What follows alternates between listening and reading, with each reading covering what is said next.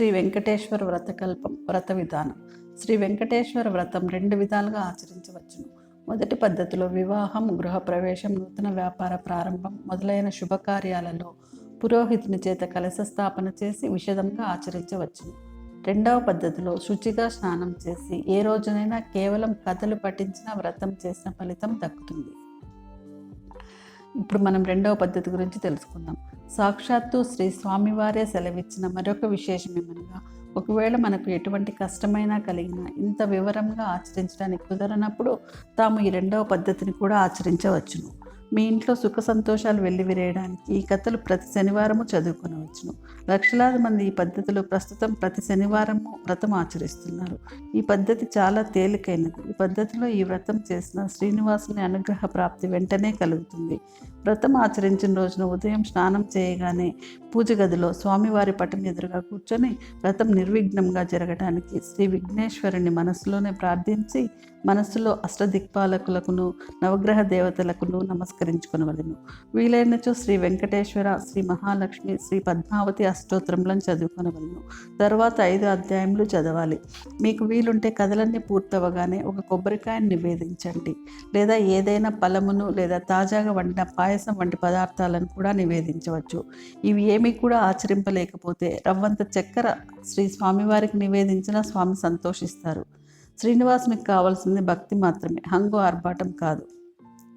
ఈ వ్రతం భార్యాభర్తలు ఇద్దరూ కలిసి చేసుకొనవచ్చును. ఉద్యోగస్తులకు కుదరని ఎడల భార్యాభర్త విడివిడిగా కూడా చేసుకొనవచ్చును. ఈ వ్రతం చేయి రోజున ఉపవాసం చేయవలసిన అవసరం లేదు. అలాగే ఈ వ్రతము ఇన్ని రోజులు తప్పక చేయవలనన్న నియమము లేదు. మన వీలుని బట్టి ఎన్నిసార్లైనా ఈ వ్రతము చేయవచ్చును. స్వామివారికి తులసీ దళమన్న మిక్కిలి ప్రియము కావున పూజలో తులసీ దళమును నివేదించిన అత్యంత ఫలితం కలుగును. వ్రతం పూర్తి అయిన పిదప ఆ తులసీ దళములను అందరూ ప్రసాదంగా తీసుకొనచో అన్ని రోగములు నశించి అష్టైశ్వర్యములు కలుగును. వ్రత సమాప్తి కాగానే కొబ్బరికాయను కొట్టి కొబ్బరి ముక్కలు మహాప్రసాదంతో కలిపి శ్రీవారికి నివేదించి మీరు స్వీకరించి వచ్చిన వారందరికీ ఇచ్చినచో ఎంతో పుణ్యం లభించును. ఒక్కటి మనం గుర్తుంచుకొనవలెను, మన కష్టములన్నీ విశ్వమంతటిలో ఆ స్వామివారికి తెలిసినట్టుగా మరెవరికి తెలియదు. కావున ఈ దయామయుని ప్రార్థించి సంకల్పించి వ్రతం ఆచరిస్తే తప్పక మనోసిద్ధి నెరవేరగలదు. అన్ని కష్టములు తొలగిపోయి అష్టైశ్వర్యములు లభించగలవు. ప్రపంచవ్యాప్తంగా కోట్లాది మంది భక్తులు ఈ వ్రతంలోని 5 కథలను వీలున్నప్పుడల్లా చదువుతున్నారు. 5 కథలను ఏ రోజునైనా రోజులో ఏ సమయంలోనైనా చదివి శ్రీ శ్రీనివాసునికి మీ మనసులోనే ఒక్క నమస్కారం పెడితే చాలు. మీ జీవితంలోని అన్ని సమస్యలు తొలగిపోతాయి. మీరు ఆఫీస్లో ఉన్నా, ప్రయాణంలో ఉన్నా, ఎక్కడ ఉన్నా ఈ కథలు చదివి ఆ శ్రీనివాసునికి సంపూర్ణ భక్తితో నమస్కరించండి. మీకు సర్వశుభాలు కలుగుతాయి. సమస్త సన్మంగళాని భవంతు. శ్రీ లక్ష్మీ శ్రీనివాస కటాక్ష సిద్ధిరస్తు. శ్రీ వెంకటేశ్వర వ్రతకల్పం మొదటి అధ్యాయం. శ్రీ భగవాన్ ఉవాచ. కలియుగంలో ఒకానొక శుభముహూర్తంన సాక్షాత్తు భూలోక వైకుంఠమే అయిన తిరుమల కొండపై విశ్వపతి అను భక్తునికి శ్రీనివాసుని రూపంలో వెలిసి శ్రీ వెంకటేశ్వరునిగా భక్తులచే కొలువబడుతున్న శ్రీమన్నారాయణుల వారు శ్రీ వెంకటేశ్వర వ్రతకల్పంగా ప్రసిద్ధి నొందే ఈ వ్రతం గురించి గ్రంథం రచించవలసినదిగా అనుగ్రహించి అనుజ్ఞనిచ్చి ఈ విధంగా చెప్పసాగారు. ఓ ఈ ప్రియభక్త, విశ్వపతి నామధేయ, నా ప్రియభక్తుడువైన నీకు ఇప్పుడు ఒక విశేష వ్రతకల్పం గురించి వివరిస్తున్నాను. ఈ వ్రతము నాకు అత్యంత ప్రియమైనది, అందరూ ఆచరించుటకు ఎంతో సులభతరమైనది. కలియుగంలో మానవులు తమ తమ పూర్వజన్మ ఫలాలను అనుభవిస్తూ తిరిగి అనేక పాపకర్మలను నరిస్తూ అనేక కష్టాల పాలవుతున్నారు. వీరిలో నా భక్తులైన కొందరు వారి వారి కష్టాలను నివారించవలసినదిగా నన్ను వేడుకున్నారు. ఎన్నో వ్యయ ప్రయాసలను నర్చి తిరుమల యాత్ర చేసి నన్ను దర్శించుకుంటున్నారు. నా భక్తులంటే నాకు అత్యంత ప్రియము. నా మీదే పూర్తి భారం వేసి ధర్మపదంలో జీవితం గడిపే వారి బాధ్యత నేనే వహిస్తాను. ఇప్పుడు నేను వివరిస్తున్న ఈ వ్రతము శ్రీ వెంకటేశ్వర వ్రతకల్పం అనే పేరుతో ప్రసిద్ధి పొందగలదు. ఈ వ్రతం నాకు అత్యంత ప్రియమైనది. ఈ వ్రతాన్ని భక్తి శ్రద్ధలతో ఎవరైతే ఆచరిస్తారో వారి బాధలన్నీ తక్షణమే నివృత్తి కాగలవు. ఈ వ్రతం ఎవరైనాను ఎప్పుడైనాను ఆచరించవచ్చును. ప్రత్యేకించి మార్గశిర, మాఘ, కార్తీక మాసంలందు కానీ, పౌర్ణమి, పంచమి, సప్తమి, ఏకాదశి తిథులందు కానీ, శ్రవణ, స్వాతి నక్షత్రముల రోజుల యందు కానీ ఆచరించిన మిక్కిలి ఫలదాయకము. ఈ కలియుగంలో నా భక్తులైన మీరు అనుభవిస్తున్న కష్టంలన్నీ నాకు తెలియను. మీకు ఇప్పుడు ఏ కష్టం కలిగినా, ఏ ఆర్థిక సమస్య కానీ, ఆరోగ్య సమస్య కానీ, ఉద్యోగ వ్యాపార సమస్యలు కానీ కలిగి మనశ్శాంతి లేనప్పుడు ఈ వ్రతం ఆచరించిన ఎడల తక్షణమే ఆ కష్టంలన్నీ తొలగిపోగలవు. మరియు మీరు మీ ఇంటి ఏ శుభకార్యం తలపెట్టినను ఈ వ్రతం ఆచరించిన ఎడల శుభకార్యంలో నిర్విఘ్నంగా జరిగి 1000 రెట్లు శుభప్రదం కాగలవు. ఈ వ్రతం ఆచరించిన వెంటనే సకల సుఖశాంతులు అష్టైశ్వర్యములు లభించగలవు. ఉదయమున కానీ సాయంకాలం ఎందు కానీ ఈ వ్రతం ఆచరించవచ్చును. ఈ వ్రతం 5 అధ్యాయములతో కూడినది. ఈ 5 అధ్యాయములను భక్తితో పఠించవలను. మీ స్వగృహమునందు కానీ, వసతి గృహమునందు కానీ, నా ఆలయమునందు కానీ, ఏ పుణ్యక్షేత్రం నందు కానీ, నదీ తీరమున కానీ ఈ వ్రతమును ఆచరించవచ్చును. మీకు వీలైన ఎడల మీ బంధుమిత్రులందరినీ ఆహ్వానించి ఈ వ్రతం ఆచరించటం మిక్కిలి శ్రేయోదాయకము. ఈ వ్రతం ఆచరించిన వారికిని, విన్న వారికిని, ప్రసాదమును భక్తితో స్వీకరించిన వారికిని అష్టైశ్వర్యములు కలగలవు. ఈ వ్రతంను పూర్వకాలంలో నా ప్రియభక్తులైన ఎందరో మునీశ్వర్లు ఆచరించి ఎన్నో దివ్యాశీస్సులు పొందినారు.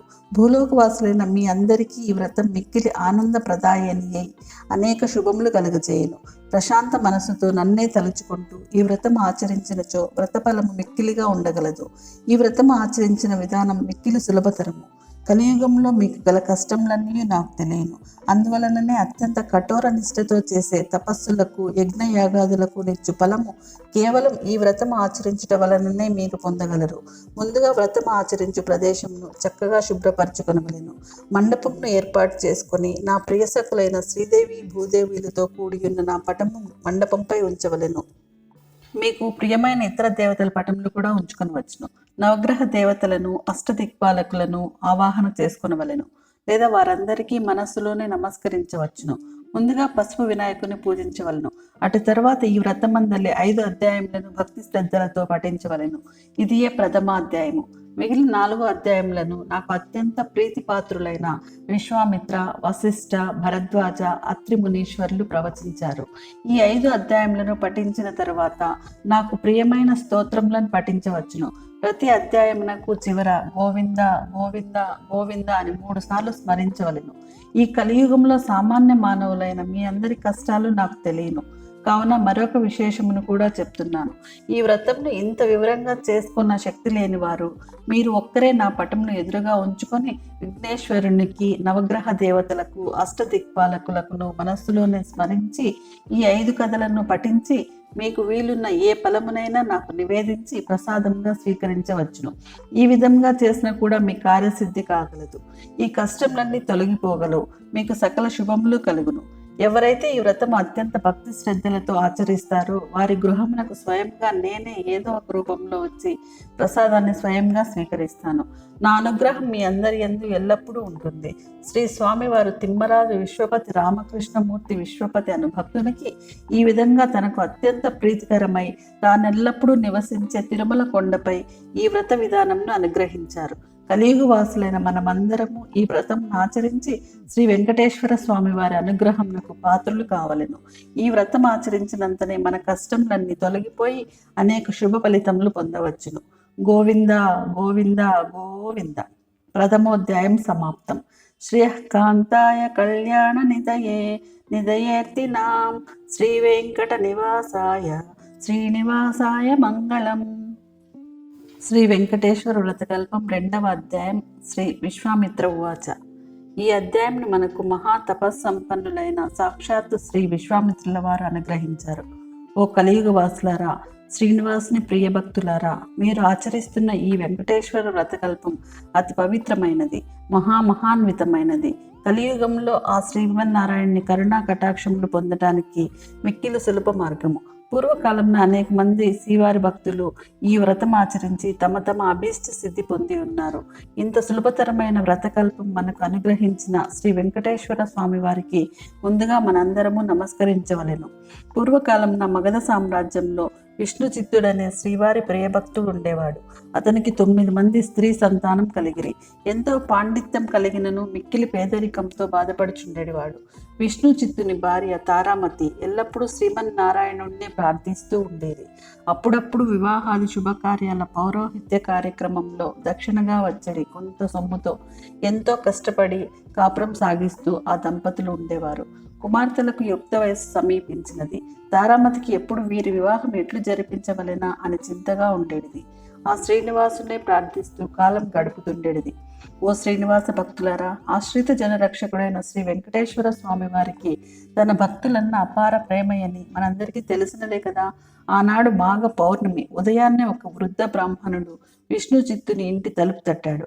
అయ్యా, నేను వంగదేశపు వాసిని. ఒక యజ్ఞ నిమిత్తం వెళుతూ దారి మధ్యలో ఈ దేశం వచ్చాను. దయచేసి ఈ ఒక్కరోజు మీ ఇంట్లో ఉండనిచ్చినచో తిరిగి రేపు ఉదయమే వెళ్ళిపోగలను అని విష్ణు చిత్తుని అర్థించాడు. అందులోకి విష్ణు చిత్తులు, స్వామి, అంతకు మించిన అదృష్టం మాకేమున్నది?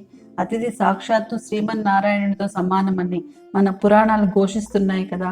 తమరు ఎటువంటి సంకోచము లేకుండా మా ఇంటిలో తప్పక ఉండవలసింది అని ఆ ముసలి బ్రాహ్మణుడిని లోనికి తీసుకువచ్చి సపర్యలు గావించారు. ఆ రోజు మధ్యాహ్న భోజనానంతరము ఆ వృద్ధ బ్రాహ్మణుడు తారామతితో ఇలా అన్నాడు. ఏమమ్మా దిగాలుగా ఉన్నావు? ఏంటి నీ బాధ? ఏం సంకోచించకుండా చెప్పు అన్నాడు. అప్పుడు తారామతి, స్వామి, తమరు మహా తపస్సంపన్నులు, తేజస్సులో సాక్షాత్తు శ్రీ వైకుంఠవాసుని మాదిరిగా ఉన్నారు. మీ వద్ద దాచేది ఏమున్నది? నా మనోవేదంతా నా పుత్రికల వివాహం గురించియే అని విన్నవించుకున్నది. అంతటా విప్రోత్తముడు చిరునవ్వు నవ్వి, తల్లి, నీ బాధ నేను గ్రహించి తిని నీ కష్టంలన్నీ తొలగిపోయి కుమార్తెలకు శుభప్రదంగా వివాహం కలుగుటకు ఒక అద్భుత వ్రతం మీకు చెప్పెదను. ఈ వ్రతం ఆచరించిన మీ కష్టంలన్నీ పటాపంచలు కాగలవు. శ్రీ వెంకటేశ్వర వ్రతమని ఈ వ్రతం మిక్కిలి సులభతరము అని చెప్పి ఆ వ్రత విధానం అంతయు ఆ దంపతులకు వివరించాడు. అంతటా విష్ణు చిత్తుడు, స్వామి, మహా సంతోషం. ఇంతకు మించి మహాభాగ్యం ఏముంటుంది? ఎన్నో రోజులు ఎందుకు, శుభస్య శీఘ్రం అన్నారు కదా మన పెద్దలు. ఈ రోజు మాఘ పౌర్ణమి, ఎంతో శుభదినము. ఈ రోజే తమరు సెలవిచ్చిన శ్రీ వెంకటేశ్వర వ్రతమును ఆచరించదము అని విష్ణు చిత్తులు తారామతి దంపతులు ఇద్దరూ తమ కుమార్తెలతో కలిసి ఆ రోజు సాయంకాలంలోనే బంధుమిత్రులను పిలుచుకొని శ్రీ వెంకటేశ్వర వ్రతమును అత్యంత భక్తి శ్రద్ధలతో ఆచరించారు.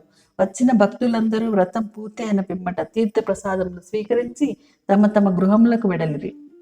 అప్పుడు విష్ణు చిత్తుల వారు భార్య సమేతంగా ఆ బ్రాహ్మణోత్తమునికి పాద నమస్కారం కావించి తమ దంపతులను ఆశీర్వదించవలసిందిగా వేడుకున్నారు. అప్పుడు ఆ బ్రాహ్మణోత్తముడు వ్రత తీర్థ ప్రసాదాలను తాను స్వీకరించి మనోభీష్ట సిద్ధిరస్తు, శ్రీ లక్ష్మీ శ్రీనివాస కటాక్ష సిద్ధిరస్తు అని ఆశీర్వదించాడు. అంతలో చీకటి పడి నిద్రా సమయమైంది. అంతటా విష్ణు చిత్తుడు ఆ బ్రాహ్మణుడికి ఒక చిరిగిన దుప్పటి ఇచ్చి కన్నీటి పర్యంతముగా, స్వామి, కడు పేదరైన నేను నా వద్ద ఇంతకు మించి మంచి దుప్పటి లేదు. ఈ రాత్రికి నన్ను క్షమించి దీని ఎందే విశ్రమించవలసింది అని వేడుకున్నాడు. అందుకు ఆ బ్రాహ్మణుడు చిరునవ్వు నవ్వి, ఏమీ చింతించవలసినది లేదు అని చెప్పి తను బయట వసారాలో పడుకుంటానని చెప్పాడు. కొద్దిసేపటికి అందరూ నిద్రకు ఉపక్రమించారు. రాత్రి 4వ జామున ఉరుములు మెరుపులతో పెద్ద వర్షం మొదలైంది. అంతా కటిక చీకటి. గాఢాంధకారంలో కంటికి ఏమీ కానరావట్లేదు. విష్ణు చిత్తుడిని బయట పడుకున్న ఆ ముసలి బ్రాహ్మణుడు ఎలా ఉన్నాడో అని బెంగగా ఉంది. కానీ ఈ గాఢాంధకారంలో ఏమీ కనిపించక ఎప్పుడెప్పుడు తెల్లవారుతుందా అని ఆ రాత్రి గడిపారు ఆ కుటుంబం అంతా. ఇంతలో తెల్లవారింది. వాన తేలిక పడింది. బయట బ్రాహ్మణుడు ఏమైనాడో, ఎంత బాధపడుతున్నాడో అనుకుంటూ బయటికి వచ్చిన ఆ దంపతులకు అద్భుత దృశ్యం కనిపించింది. అక్కడ విప్రోత్తముడు లేడు. చిరిగిన దుప్పటి స్థానంలో పట్టు పీతాంబరం ఉంది. ఆ పీతాంబరంపై శ్రీ వెంకటేశ్వర స్వామి వారి విగ్రహం చిరునవ్వుతో కనిపించింది. జరిగినదంతా ఆ దంపతులకు అర్థమైంది. వారి ఆనందానికి అవధులు లేవు. వచ్చినది సాక్షాత్తు ఆ శ్రీమన్నారాయణుడే. ఆహా, ఏమి మన భాగ్యము! కానీ ఆ స్వామి వారిని గ్రహించలేకపోతే చివరికి చిరిగిన దుప్పటి ఇచ్చినామే అని తలుస్తూ శ్రీ వెంకటేశ్వర స్వామి విగ్రహాన్ని కళ్ళకద్దుకొని ఇంట్లోకి వచ్చారు. ఇల్లంతా స్వర్ణమయంగా కనిపించింది. అంతటా ధనరాశులే. ఆహా, శ్రీ వెంకటేశ్వర స్వామి వారి వ్రతకల్ప మహత్యం వల్ల కదా ఇదంతా జరిగినది అని ఆ స్వామిని అనేక విధాలా స్తుతించారు. చూసారా, సాక్షాత్తు శ్రీ స్వామివారే ఆ భక్తుని ఇంటికి అతిథి రూపంలో వచ్చి వ్రత విధానం చెప్పడమే కాకుండా తీర్థ ప్రసాదాలు కూడా తానే స్వయంగా స్వీకరించాడు. శ్రీ స్వామివారు అంతటి కరుణామయుడు. ఎవరైతే భక్తి శ్రద్ధలతో ఈ వ్రతం ఆచరిస్తారో వారింటికి తానే స్వయంగా ఏదో ఒక రూపంలో తప్పక వస్తాడు. మీరందరూ కూడా ఈ వ్రతాన్ని ఆచరించి స్వామి కరుణా కటాక్షాలు పొందండి. శ్రీ లక్ష్మీ శ్రీనివాస కటాక్ష సిద్ధిరస్తు అని విశ్వామిత్రుల వారు సెలవిచ్చారు. గోవింద గోవింద గోవింద. 2వ అధ్యాయం సమాప్తం. శ్రియకాంతాయ కళ్యాణ నిదయే నిదయేర్తినాం శ్రీ వెంకట నివాసాయ శ్రీనివాసాయ మంగళం. శ్రీ వెంకటేశ్వర వ్రత కల్పం 3వ అధ్యాయం. శ్రీ వశిష్ఠ ఉవాచ. ఈ అధ్యాయాన్ని మహా తపోనిష్టాగరిష్ఠులైన శ్రీ వశిష్ఠ మునీశ్వర్ల వారు శ్రీమన్నారాయణుల వారి అనుగ్రహంతో మనకు వివరించారు. ఓ కలియుగ వాసులారా, శ్రీనివాసుని ప్రియ భక్తులారా, వైకుంఠంలోని ఆ శ్రీమన్నారాయణుడే నేటి తిరుమల శ్రీ వెంకటేశ్వరుడు. కలియుగ వాసులైన మీ అందరి కష్టాలను తీర్చడానికి స్వామి మీకు అతి చేరువలో ఈ తిరుమల కొండపై అవతరించారు. ఆ స్వామివారిని ప్రసన్నం చేసుకోవడానికి ఈ వ్రతం మిక్కిలి సులభతరం. ఈ వ్రతం భక్తి శ్రద్ధలతో ఆచరించిన వారు సకల సౌభాగ్యాలను అనుభవిస్తారు. పూర్వకాలంలో అవంతి దేశంలో భాగ్యనగరం అనే పట్టణం ఉండేది. పేరుకు తగినట్టుగానే ఆ పట్టణంలో అనేక మంది భాగ్యవంతులు ఉండేవారు. అయితే వారు తమ తమ సంపదలను చూసుకొని గర్విస్తూ మిగిలిన సామాన్యులను అతిహీనంగా చూసేవారు. ఈ ఐశ్వర్యమంతా తమ గొప్పేనని తలస్తూ నిత్య పూజలు కాదు కదా, విశేష రోజుల్లో కూడా ఏ పూజలు చేసేవారు కాదు. ఈ సృష్టికర్త శ్రీమన్నారాయణునికి వీరందరికీ జ్ఞానోదయం కలిగించాలని తోచింది. ఒక రోజున ఆ ధనవంతులందరూ అనేక విందు విలాసాల్లో మునిగి తేలుతున్నారు. ఈ పట్టణ తూర్పు వీధిలో గల శ్రీ లక్ష్మీనారాయణ ఆలయంలో కనీసం దీపం వెలిగించే నాదుడు కూడా కరువయ్యాడు. ఆ రోజు తొలి ఏకాదశి, అత్యంత పర్వదినం. కానీ ఆ పట్టణంలో ఒక్కరు కూడా ఆ ఆలయానికి పూజాధికారాలు నిర్వర్తించాలని ఆలోచించట్లేదు. సాయంత్రం ఉన్నట్లుండి దట్టమైన మబ్బులు కమ్ముకున్నాయి. బ్రహ్మాండమైన కుంభవృష్టి. వ్యాపారులందరి ఇళ్ళు నీట మునిగిపోసాగాయి. అంతా గాఢాంధకారం. తెల్లవారేసరికి ఊరంతా నేలమట్టమైంది. వ్యాపారుల ఇళ్ళన్నీ కూలిపోయాయి. ఇన్ని ఐశ్వర్యాలు పోయి చివరికి కట్టుబట్టలతో మిగిలారు. ఎందుకు ఈ ఉపద్రవం, ఎందుకు ఈ జల ప్రళయం, ఎందుకు అంత పట్టట్లేదు? ఇంతలో వారికి ఒక విశేషం కనిపించింది. ఊరి చివరన ఉండే పూరిపాకులు చెక్కు చెదరకుండా ఉన్నాయి. వారికి ఆశ్చర్యం కలిగింది. ఇంత కుంభవృష్టిలోనూ ఆ పూరిపాకలు ఎలా ఉన్నాయి అని వారిలో వారు అనుకుంటుండగా ఇంతలో ఒక పెద్ద మెరుపు మెరిసింది. ఆకాశవాణి ఇలా పలికింది: ఓ మూర్ఖులారా, మీ సంపదలన్నీ మీ గొప్పతనం తలుచుకోవడం వలననే ఇలా జరిగింది. ఆ పూరి గుడిసెలో నివసించే దేవయ్య నాకు ప్రియ భక్తుడు. అతి సామాన్యమైన దేవయ్య ప్రతిరోజు మీ ఊరిలోని శ్రీ లక్ష్మీనారాయణ ఆలయంలో దీపం వెలిగిస్తున్నాడు. అంతేకాక ప్రతి ఏకాదశి నాడు తనకు వీలున్నంతలో శ్రీ వెంకటేశ్వర వ్రత కల్పాన్ని నిర్వర్తిస్తున్నాడు. ఆ వ్రత ఫలితంగానే తనతో పాటే ఆ గుడిసెలోని వారందరూ రక్షింపబడ్డారు. మీరందరూ కూడా ఆ వ్రతం ఆచరించిన ఎడల మీ ఐశ్వర్యాలను తిరిగి పొందగలరు అని వినిపించింది. వెంటనే వారందరూ ఆ ఆలయానికి వెళ్ళి తక్షణమే అందరూ తలోక పనికి పూనుకొని శ్రీ వెంకటేశ్వర వ్రత కల్పాన్ని ఆచరించారు. ఆ వ్రత ఫలితంగా అందరి గృహాలు పూర్వరూపంలో కనిపించాయి.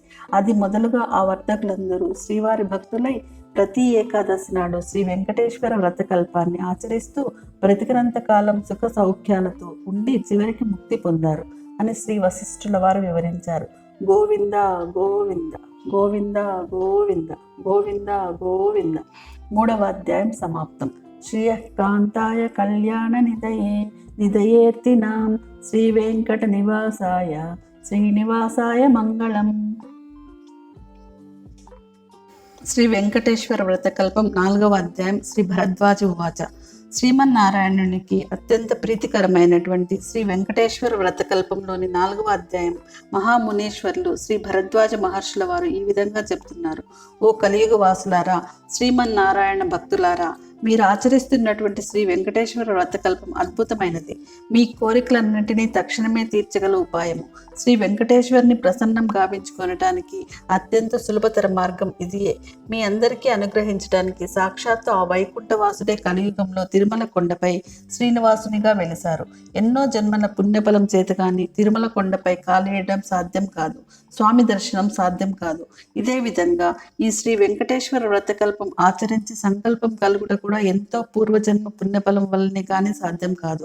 ఆచరిస్తున్న వారు, కథలు విన్నవారు, ప్రసాదం స్వీకరించిన వారు శ్రీవారి కృపకు పాత్రులై ఎంతో మహాభాగ్యం పొందుదురు. పూర్వమున నగరి అనే గ్రామంలో ధనగుప్తుడని వ్యాపారుడు ఉండేవాడు. అతడు మహాలోభి. ఎంత ఐశ్వర్యం సంపాదించినను అతని లోభితనమునకు అంతు లేకుండెను. ఈ ఐశ్వర్యమంతయు తన గొప్పేననుకొని విర్రవీగడివాడు. ఎంతటి వారైనను ఆ అహంకారమే కదా అదో పాతాళమునకు త్రోసివేయినది. ధనగుప్తుని భార్య కాంతిమతి మాత్రం ఎంతో భక్తి శ్రద్ధలు కలిగి ఉండేది. వారికి 3 పుత్రికలు. చివరి పుత్రికైన కుమారికి దైవభక్తి ఎక్కువగా నుండేది. ఎల్లప్పుడూ ఆ శ్రీనివాసునే తలుస్తూ ఉండేది. తండ్రికి తెలియకుండా వీలున్నప్పుడల్లా శ్రీ వెంకటేశ్వర స్వామి వారి ఆలయానికి వెళ్ళి స్వామిని దర్శించుకొని వస్తుండేది. ఇంటికి తీసుకువచ్చిన ప్రసాదాన్ని అందరూ స్వీకరించిన తండ్రి మాత్రం ఎప్పుడు తీసుకునేవాడు కాదు. భర్త యొక్క ఆ ప్రవర్తనకు కాంతిమతి మిక్కిలి చింతించినది. ఒకరోజు కుమారి తన స్నేహితుల ఇంట శ్రీ వెంకటేశ్వర వ్రతం జరుగుతున్నదని తెలుసుకొని తాను కూడా వ్రత కథలను విందామని వెళ్ళింది. వ్రతం పూర్తి అయ్యేసరికి మిట్ట మధ్యాహ్నం అయింది. ప్రసాదం తాను స్వీకరించి కొంచెం పొట్లంగా కట్టించుకొని ఇంటికి బయలుదేరింది. మార్గ మధ్యమునకు వచ్చేసరికి ఎండ తీవ్రత ఎక్కువైనది. ఎక్కడైనా కొంచెం దాహం తీర్చుకుందామని తలచగానే ఆ పక్క వీధిలోనే తన తండ్రి అంగడి ఉందని గుర్తుకు వచ్చింది. ఆ అంగడికి వెళ్ళి ఆ వ్రతం గురించి తండ్రికి చెప్పకుండా నీళ్లు అడిగి తాగింది.